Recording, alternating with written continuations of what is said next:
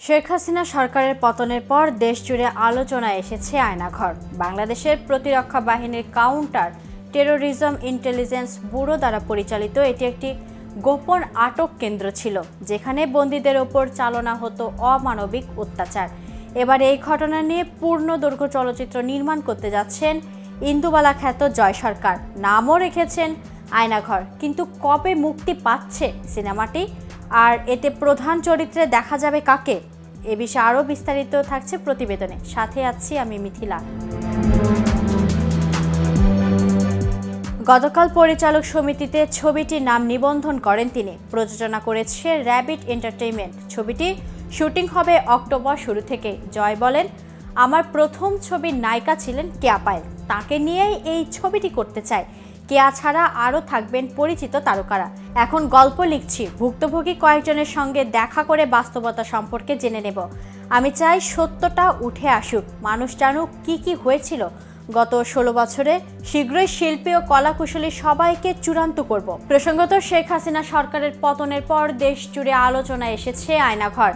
মূলত বাংলাদেশের প্রতিরক্ষা বাহিনীর কাউন্টার টেরোরিজম ইন্টেলিজেন্স ব্যুরো দ্বারা পরিচালিত একটি গোপন আটক কেন্দ্রের নাম আয়নাঘর, যেখানে আওয়ামী লীগ আমলে মানুষকে আটকে রাখা হতো। এখনকার বন্দীরা তাদের পরিবার দূরে থাক, নিজেরাও জানতো না তারা কোথায় আছে।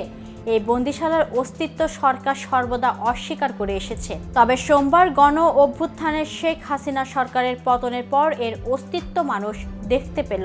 বাংলাদেশের প্রতিরক্ষা বাহিনীর কাউন্টার টেরোরিজম ইন্টেলিজেন্স ব্যুরো দ্বারা পরিচালিত একটি গোপন আটক কেন্দ্রের নাম আয়নাঘর। ধারণা করা হয় এখানে কমপক্ষে 16টি কক্ষ রয়েছে, যেখানে একসঙ্গে 30 বন্দী রাখার সক্ষমতা রয়েছে। আয়নাঘরটি বাংলাদেশের ঢাকা সেনানিবাস এলাকায় অবস্থিত বলে ধারণা করা হয়। বস্তুত আয়নাঘর নিয়ে 2022 সাল থেকেই মানুষের কৌতূহল। এক অনুসন্ধানে ওই সময় কুখ্যাত এই বন্দিশালার বিস্তারিত উঠে আসে। ওই প্রতিবেদনে ইঙ্গিত দেওয়া হয় আমান, আজমি ও আরমান আয়নাঘরে বন্দী আছেন। এরপরও তাদের মুক্ত করা যায়নি, কারণ জাতীয় ও আন্তর্জাতিক মানবাধিকার সংগঠনগুলো বাংলাদেশের সরকারি বাহিনী কর্তৃক গুম নিয়ে 1 দশকের বেশি সময় ধরে অভিযোগ করলেও সরকার বরাবরই তা অস্বীকার করে আসছিল। এদিকে সুইডেন ভিত্তিক স্বাধীন নিউজ পোর্টাল নেত্র নিউজের একটি অনুসন্ধানে হুইসেল ব্লোয়ার প্রতিবেদনে প্রকাশ করে যে অভিযোগ করা হয় যে বাংলাদেশের কর্মকর্তারা আয়নাঘরে বলপূর্বক গুমে শিকারদের আটক ও নির্যাতন করছে। সুইডেন ভিত্তিক নিউজ পোর্টাল গোপন কারাগারের সম্ভাব্য অবস্থানও প্রকাশ করেছে, যেখানে বলপূর্বক গুমের শিকার ব্যক্তিদের বাংলাদেশে রাখা হয়েছে বলে ধারণা করা হয়। প্রতিবেদনটি বলপূর্বক গুমের শিকার 2 ব্যক্তি হাসিনুর রহমান এবং শেখ মোহাম্মদ সেলিমের অন দ্য রেকর্ড অ্যাকাউন্টের উপর ভিত্তি করে তৈরি করা হয়েছে, যারা বলেছেন যে তাদের ঢাকার কেন্দ্রস্থলে অবস্থিত কারাগারের ভেতরে রাখা হয়েছিল। বাংলাদেশ বেসরকারি একটি সংবাদ মাধ্যম থেকে ধারণা করছে যে দেশের বিভিন্ন স্থানে এরকম আরও বেশ কিছু নির্যাতন ও আটক স্থান থাকতে পারে। উল্লেখ্য, প্রধানমন্ত্রীর পদ থেকে পদত্যাগ করে সদ্য দেশ থেকে পলায়ন করা শেখ হাসিনার বিরুদ্ধে মত সহ্য করতে পারছিলেন না, আর সে কারণে রাজনৈতিক বন্দীদের জন্য তৈরি করেছিলেন আয়নাঘর, যা ছিল রাজনৈতিক বন্দীদের কাছে ত্রাস বা বিভীষিকাময়।